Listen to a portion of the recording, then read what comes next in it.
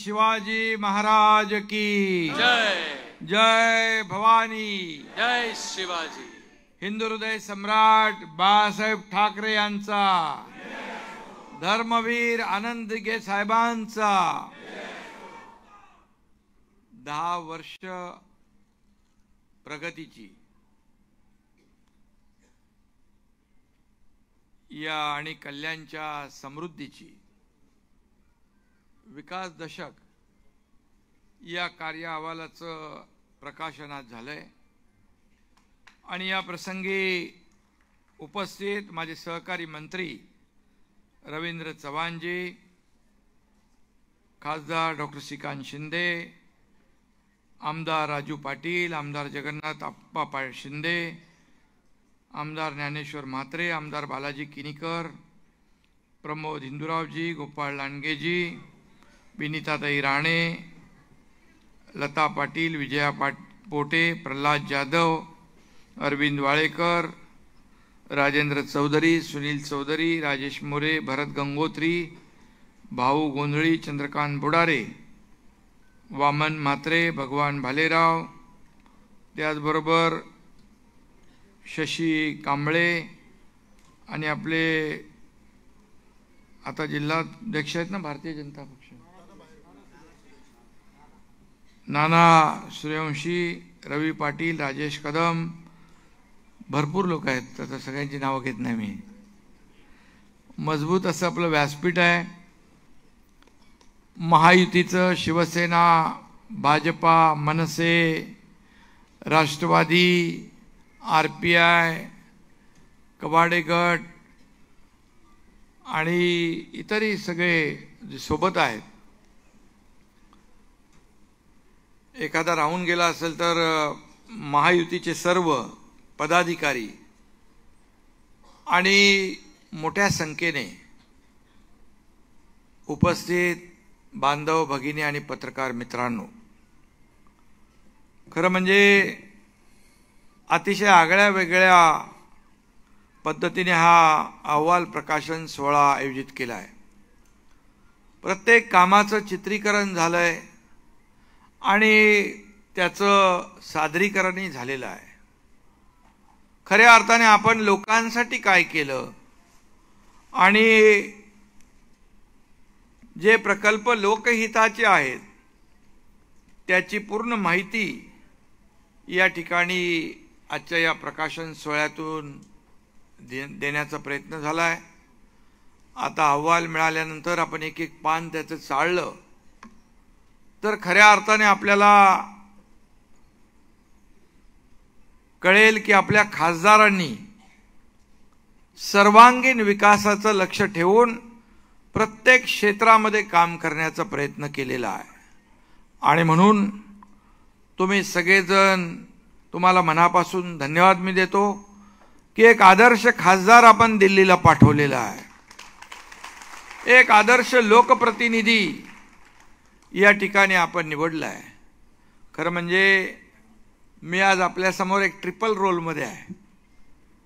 आदरणीय बाळासाहेब ठाकरे यांच्या शिवसेनेचा मुख्य नेता आहे, मी या राज्याचा मुख्यमंत्री आहे आणि तुमच्या या खासदाराचा पिता म्हणून देखील आपल्यासमोर मी उभा आहे. कार्य अहवाल पाहिल्यानंतर मला खरंच अभिमान वाटला, समाधानही वाटलं की त्याची गाडी अगदी राईट ट्रॅकवर आहे. राईट ट्रॅकवरच नाही तर फुल स्पीडमध्ये आहे आणि तो आता फक्त तुमचा खासदारच नाही तर संसद रत्न देखील आहे, याचा देखील आपल्याला अभिमान आहे. 10 वर्षापूर्वीची आठवण श्रीकांतनी पण सांगितली आणि माझे सहकारी रवींद्र चव्हाण यांनी देखील सांगितली. मलाही आठवते तो काळ. 10 वर्षापूर्वीचा एक नौका उमेदवार आणि आपण दिलेली साथ. मला आठवतं त्यावेळेस कल्याण पूर्वमध्ये आपले रक्षा मंत्री राजनाथ सिंग यांची सभा होती. भर उन्हाळा होता, दुपारी, आणि तिकडे एक पोलीस अधिकारी श्रीकांत तिकडे खासदार आपला स्टेजवर जरा व्यवस्था काय तो बघत होता. तो पोलीस अधिकारी मला विचारतो, हे कोण आहे लडका? मी बोला हे उमेदवार आहे. आणि तेव्हा आपण सगळ्यांनी साथ दिली. खरं म्हणजे तेव्हा एकनाथ शिंदे यांचा मुलगा डॉक्टर श्रीकांत शिंदे उमेदवार म्हणून आपल्या समोर येत होता. परंतु त्याने सुरुवातीच्या 5 वर्षातच स्वतःची एक ओळख निर्माण केली कामाच्या माध्यमातून. याचं मला समाधानही आहे. खरं म्हणजे त्याच्यात आज 10 वर्षाचा श्रीकांत आणि आताचा श्रीकांत याच्यात खूप बदल झालेला आहे. एक जाणीव आणि जबाबदारी असलेला लोकप्रतिनिधी म्हणून आज त्याच्याकडे पाहायला आपल्यालाही समाधान वाटतं, मलाही समाधान वाटतं. खरं म्हणजे त्यावेळेस तो MBBS झाला, ऑर्थोपेडिक सर्जन म्हणजे MS ची परीक्षा देत होता आणि शेवटचं वर्ष बाकी होतं आणि त्यावेळेस त्याला आपण खासदारकीला उभा केला. त्याला तेव्हा हॉस्पिटल सुरू करायचं होतं, परंतु मी त्याचं हॉस्पिटल सुरू काय करू शकलो नाही. त्यामुळे त्याला थोडा चिडला होता माझ्यावर. पण नंतर त्यांनी 10 वर्षामध्ये इतकी कामं केली की आपण ती पाहिली आणि या अहवाल प्रकाशनातून देखील आपण ती वाचणार आहात, अनुभवणार आहात. आणि म्हणूनच लोक मला इथली सांगतात की फिर एक बार श्रीकांत ही खासदार. जसं आपण मोदीजींना म्हणतो फिर एक बार मोदी सरकार, तसं कल्याणची जनता त्यांना खासदार म्हणून कधी मतदान करतोय याची वाट पाहते. मगाशी आपले काय त्यांचं नाव टाटाचे माधव जोशी ते म्हणाले की श्रीकांतची उमेदवारी लवकर जाहीर करा. मी तर एवढंच सांगतो, या कल्याण लोकसभेतल्या मतदारसंघाने त्याला खासदार म्हणून त्याला स्वीकारलेला आहे आणि त्याला निवडून देण्याचा निर्धारही केलेला आहे. त्यामुळे बाळासाहेबांचे, दिघे साहेबांचे आशीर्वाद आणि मोदीजींनी ठेवलेला जो काही विश्वास आहे त्याच्या सदिच्छा त्यांच्या आणि मतदारांचे आशीर्वाद आणि आपल्या सर्व महायुतीच्या कार्यकर्त्यांची मेहनत, कष्ट, जिद्द यामुळेच एवढी डोंगरा एवढी कामं करणं श्रीकांतला शक्य झालेलं आहे हे त्यांनी देखील नम्रपणे सांगितलंय. खरं म्हणजे आज आपण पाहतोय की सर्व क्षेत्रामध्ये, सर्व विधानसभा क्षेत्रात लोकांना काय पाहिजे याचा अभ्यास त्यांनी केला. खरं म्हणजे एक लोकप्रतिनिधी अभ्यासू असावा लागतो. लोकसभेत बोलणं म्हणजे खूप मोठी गोष्ट आहे. लोकसभेमध्ये देखील त्याने भाषण केलं आणि चांगलं वक्तृत्वही त्याचं आहे. त्याने हनुमान चालीसा फटाफट बोलून मोकळा झाला. समोरचा माणूस म्हणाला हनुमान चालीसा आता आहे क्या? आता हनुमान चालीसा खासदारांनी म्हणून दाखवली, त्याचा आवाजच बंद झाला. हनुमान चालीसा म्हणणाऱ्यांना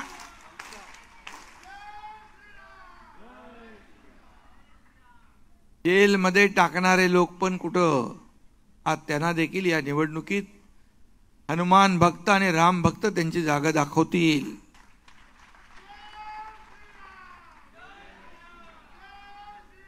कारण केंद्रात पुन्हा मोदी सरकार येणार,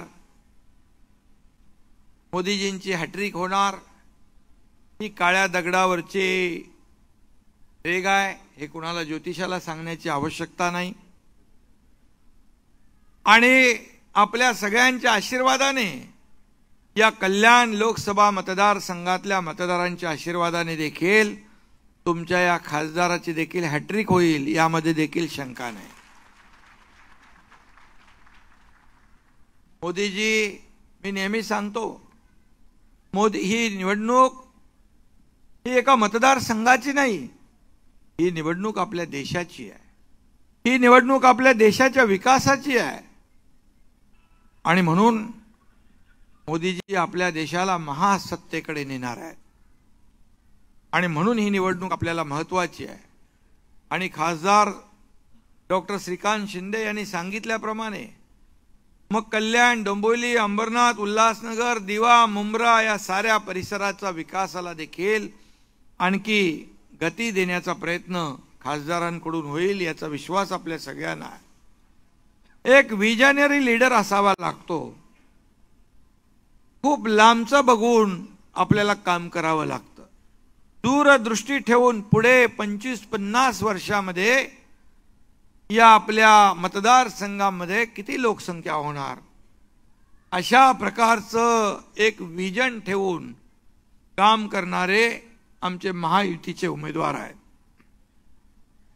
आणि म्हणून तुम्हीच त्याला 2014ला निवडून दिलं, 2019ला निवडून दिलं, 2024ला देखील निवडून देणार आहात. आणि तुमच्या समोर हा खासदार जरी असला तरी लहानच आहे. त्यामुळे कधी चुकला तर नक्की कान पकडण्याचा अधिकार देखील तुमचाच आहे, हे देखील मी या ठिकाणी सांगू इच्छितो. आणि श्रीकांत डॉक्टर असल्यामुळे शरीर आणि आरोग्य फिट कसं ठेवायचं याची चांगली त्याला जाण आहे. कॅशलेस हॉस्पिटल महापालिकेचे मी उद्घाटनाला गेलो होतो. महापालिकेचं हॉस्पिटल अतिशय मोठ्या कॉर्पोरेट हॉस्पिटलला लाजवील असं निर्माण करण्याचं काम त्यांनी केलं. आणि तेही कॅशलेस. हा पहिल्यांदा होतोय. आणि खऱ्या अर्थाने चौफेर विकास कसा करायचा याची न्याक त्याला कळलेली आहे. आणि म्हणून 10 वर्षाचा पूर्वीचा परिसर आणि आजचा बघा परिसर, याच्यामध्ये जमीन आसमान एवढं अंतर निर्माण झालेलं आहे. खरं म्हणजे श्रीकांत डॉक्टर असला, मी डॉक्टर नसलो तरी मी अनेक सर्जरी केलेल्या आहेत, ऑपरेशन केलेले आहे. काही लोकांचे पट्टे गायब झाले फटाफट फटाफट. काही लोक फास्ट फिरायला लागले, चालायला लागले, हळूहळू चालत होते. ते देखील गरजेचं होतं. रवी बरोबर आहे ना रे बाबा. आणि जेव्हा आम्ही 2022ला मला वाटतं 30 जूनला सरकार स्थापन केलं, त्यापूर्वीची परिस्थिती आपल्याला माहीत आहे. मगाशी राजू पाटील यांनी आपल्या भाषणात सांगितलं, शेवटी सहकार्य योगदान मागायचं असतं. अहंकारी लोक आपल्या इगोसाठी राज्याचं नुकसान करताना देखील आपण पाहिलं. आणि म्हणून केंद्राकडून मदत मागणं किंवा राजसाहेबांकडून सहकार्य मागणं याच्यामध्ये काही लाज वाटली पाहिजे. आज केंद्राकडे आम्ही जातो, दिल्लीत जातो, निधी आणतो.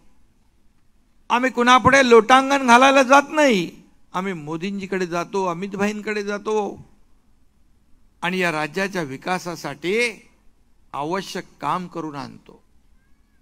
आणि म्हणून दिल्लीला जाणं या राज्याच्या विकासासाठी आज मी आहे, देवेंद्रजी आहेत, अजितदादा आहेत. अजितदादा पण विकासाच्या मुद्द्यावर सोबत आले. शिवसेना भाजपा युतीचं गठबंधन सरकार आम्ही स्थापन केलं बाळासाहेबांच्या विचारांचं. ते 2019ला व्हायला पाहिजे होतं ना. तुम्ही मतदान शिवसेना भाजपा युती म्हणून केलं, परंतु सरकार स्थापन करताना काँग्रेसला सोबत घेतलं. ज्या बाळासाहेबांनी सांगितलं होतं या काँग्रेसला दूर ठेवा, माझ्या शिवसेनेची काँग्रेस जेव्हा होईल तेव्हा मी माझं दुकान शिवसेना बंद करीन असं बाळासाहेब म्हणाले.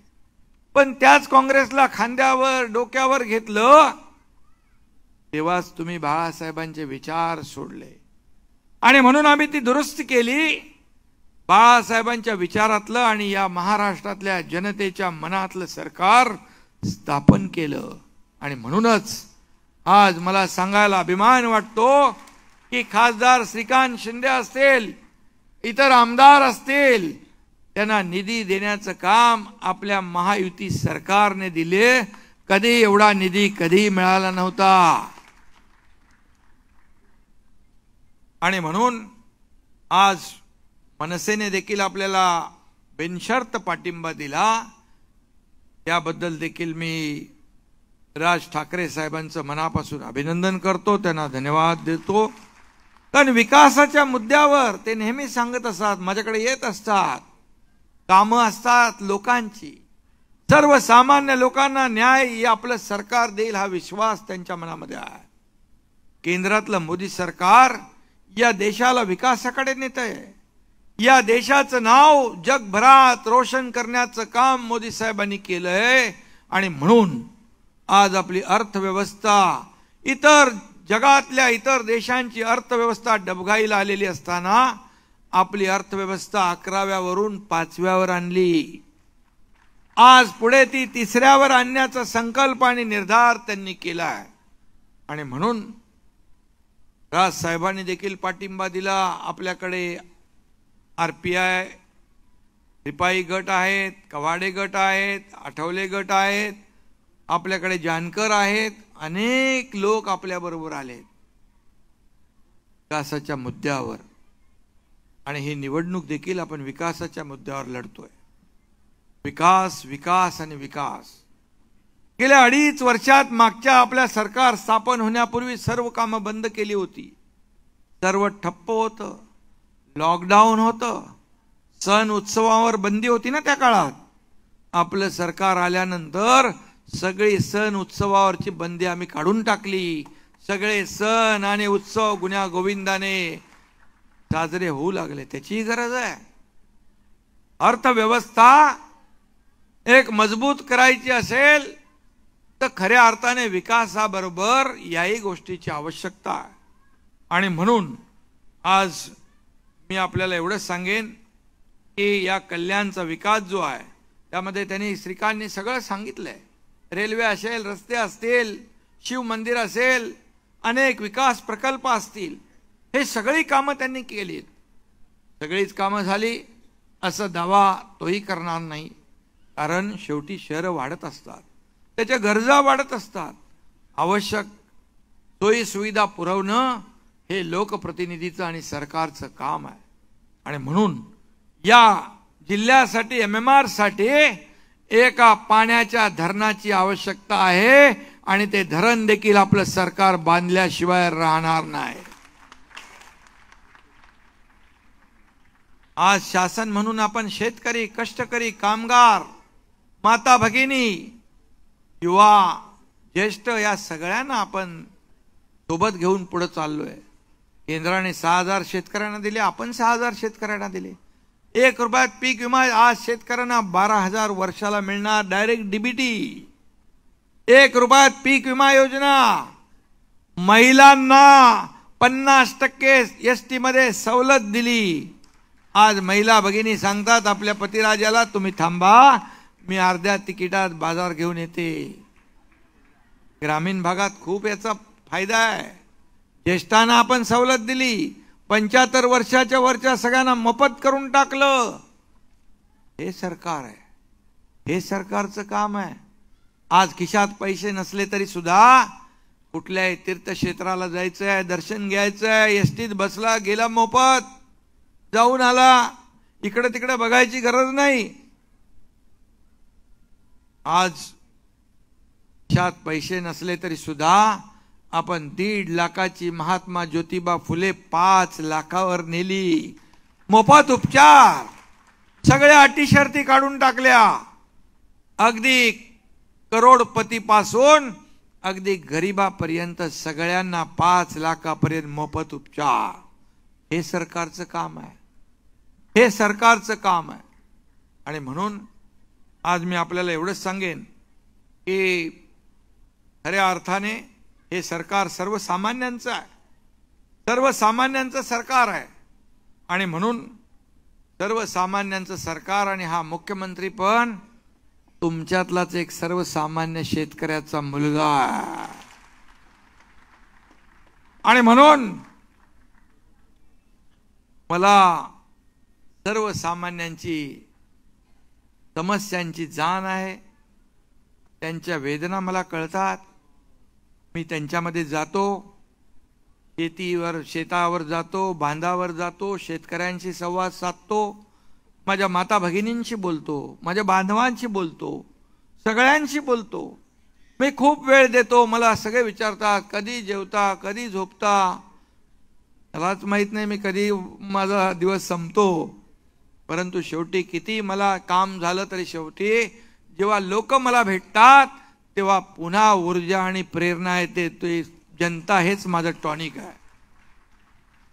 आणि म्हणून या राज्यामध्ये आम्ही सर्वजण, मी आहे, देवेंद्रजी, अजितदादा, आम्ही आमचं मंत्रिमंडळ, आपत्ती येऊ द्या, संकट येऊ द्या, आम्ही सगळीकडे जातो, रस्त्यावर उतरून काम करतो.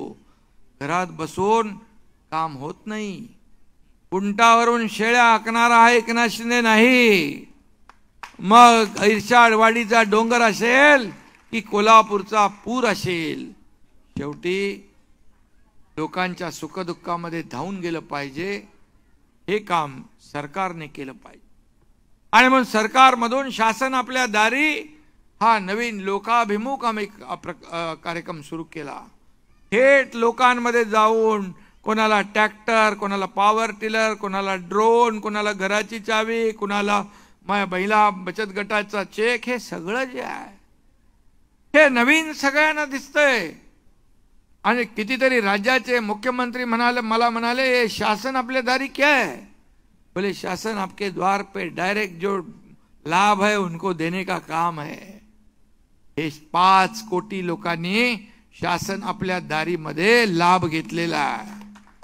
आज आपण डीबीटीच्या माध्यमातून काम करतोय, थेट लोकांना पैसे देतोय. मला आठवतंय राजीव गांधी म्हणायचे, एकदा कुठेतरी म्हणाले की केंद्रातून 1 रुपया येतो तो राज्यात येईपर्यंत 15 पैसे पोचतात, 85 पैसे गायब होतात. आता मोदीजींच्या काळात 1 रुपया आला की 1 रुपया थेट राज्याच्या तिजोरीमध्ये जातो, इतर कुठेही जात नाही.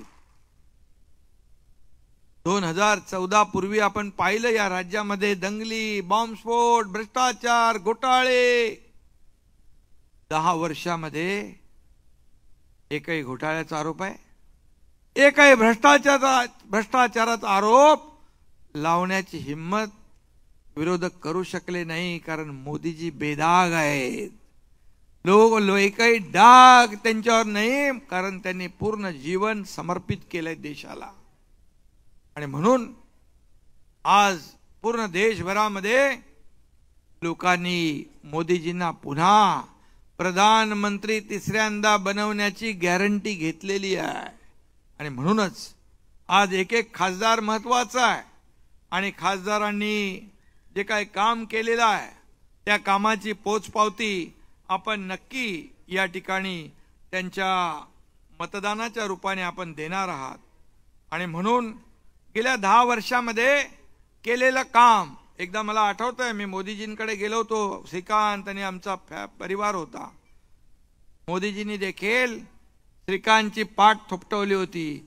आपका बेटा होनहार है, अच्छा काम करता है, संसद में अच्छा बात करता है. याचा देखील मला सार्थ अभिमान आहे. शेवटी मी मुख्यमंत्री असलो तरी सुद्धा एक बाप आहे, त्यामुळे त्याला त्याची वाहवा करण्यामध्ये कंजूसी आज मी करणार नाही.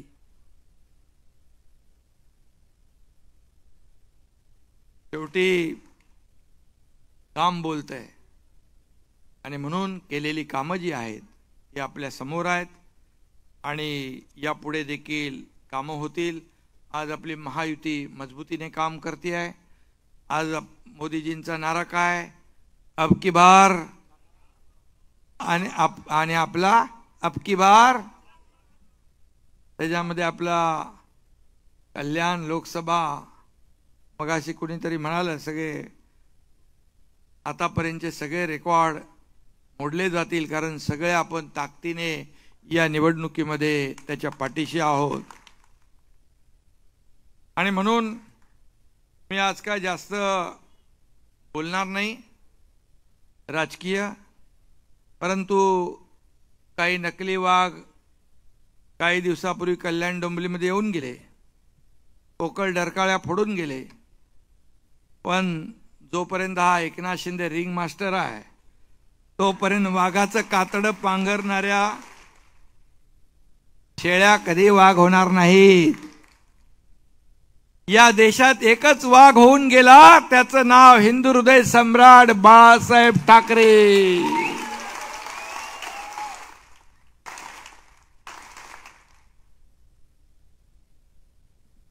त्यामुळे या देशामध्ये आज अयोध्येत राम मंदिर झालं. बाळासाहेब असते तर भरभरून कौतुक केलं असतं. आज कल्याण लोकसभेत देखील सर्व समाजाचे हिंदू मुस्लिम शीख ईसाई सगळे लोक एकत्र आलेत. मला कालच श्रीकांतनी फोन केला, कधी मुंबऱ्यात गेलेला, परवा मुंबऱ्यामध्ये गेलेला. मुंबऱ्यातल्या लोकांनी देखील विकासाला महत्त्व दिलंय. फक्त आतापर्यंत काँग्रेसने सिर्फ वोट बँक म्हणून त्यांचा इस्तेमाल केलेला आहे. परंतु आज मोदीजी देखील सर्व समाजाला विकासाच्या मुख्य प्रवाहामध्ये आणण्याचा प्रयत्न करतायत. आज आपल्या महायुतीच्या सरकारने मौलाना अब्दुल कलाम आझाद, आपले मौलाना आझाद जे मंडळ आहे त्याला 50 कोटी रुपयाची तरतूद आतापर्यंत होती. आपल्या सरकारने 500 कोटी रुपये ठेवले. आणि आज मुस्लिम समाजाचे लोकही म्हणतात की आम्हाला विकास पाहिजे, डेव्हलपमेंट पाहिजे.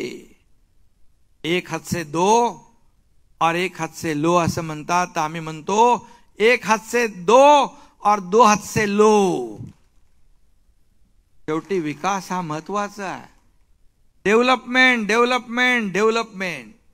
आणि म्हणून आज जे स्वप्नवत वाटणारं राम मंदिर मोदीजींनी केलं, करोडो करोडो राम भक्तांचं आणि बाळासाहेबांचं स्वप्नही साकार केलं. पण साधा आनंद व्यक्त करू शकले नाहीत. हे दुर्दैव आहे. आणि म्हणून ते मोदी साहेब बोलले ते बरोबर आहे, नकली शिवसेना. कारण असली शिवसेना इथं आहे, धनुष्यबाण इथं आहे. आणि आज बाळासाहेबांचे विचार आमच्याकडे आहेत. त्यांना बाळासाहेबांचे विचार नको, बाळासाहेबांचे आचार नको. त्यांना फक्त आणि फक्त बाळासाहेबांची संपत्ती आणि पैसा पाहिजे. 50 कोटी रुपये तुमच्या खात्यामधून काढून घेतले. मी क्षणाचाही विलंब न लावता त्यांना म्हणालो देऊन टाका, यांना विचार आचार काही नको, पैसे पाहिजे. आणि बाळासाहेबांचे विचार हीच आमची संपत्ती आणि ऐश्वर्य आहे हे मी सांगून टाकलेलं आहे. आणि म्हणून महायुती सरकार जे आहे हे सरकार काम करणार आहे. केंद्रामध्ये मोदी सरकार आहे. ते 10 वर्षामध्ये एवढं काम केलंय की 50-60 वर्षात करू शकले नाहीत. पुढे 100 वर्ष पण करणार नाहीत. अरे मोदी, तुम्हाला जर विचारलं तुम्हाला प्रधानमंत्री कोण पाहिजे, मोदीजी पाहिजेत का राहुल गांधी पाहिजेत? अरे स्वप्नात सुद्धा कोणी बोलणार नाही की राहुल गांधी पाहिजे स्वप्नात. कारण मोदीजींनी इस्रोच्या माध्यमातून चांद्रयानाचं यशस्वी लॉन्चिंग केलं. आपल्या देशाचं नाव जगभरात झालं. परंतु काँग्रेसला गेले अनेक वर्ष राहुल गांधीचं लॉन्चिंग करता आलं नाही. हे दुर्दैव आहे. आणि म्हणून आज चांगला दिवस आहे, त्यामुळे चांगलं बोलूया. थोडंसं बोलायला लागतं म्हणून बोललो मी. आणि म्हणून मी आज तुमच्या या लोकप्रिय खासदाराचं तुमच्या सगळ्यांच्या वतीने मनापासून मी मुख्यमंत्री म्हणून अभिनंदन करतो आणि एक माझा सुपुत्र म्हणून देखील मी अभिनंदन करतो त्याचं आणि त्याला हे शुभेच्छा देतो. असंच काम सगळ्यांना सोबत घेऊन सगळ्यांना विश्वासात घेऊन आज तर व्यासपीठावर एवढे सगळे लोक आहेत, सगळे विकासाच्या आता काही निधीचं काय कमी पडणार, विकास हाच आपला मुद्दा आहे. आणि म्हणून सगळ्यांनी एकजुटीने येत्या 20 तारखेला धनुष्यबाणासमोरचं महायुतीच्या उमेदवाराचं बटन दाबायचं आहे. तुमचं एक मत, तुम्ही महायुतीला इथं दिलेलं मत डायरेक्ट तुमचं एक मत म्हणजे मोदीजींना मत मिळणार आहे. तुमचं एक मत देशाच्या विकासाला मत, धनुष्यबाणाला मत म्हणजे देशाच्या प्रगतीला मत. आणि म्हणून आज मी आपल्या सगळ्यांना विनंती करीन, या महाराष्ट्रामध्ये 48 जागा आहेत.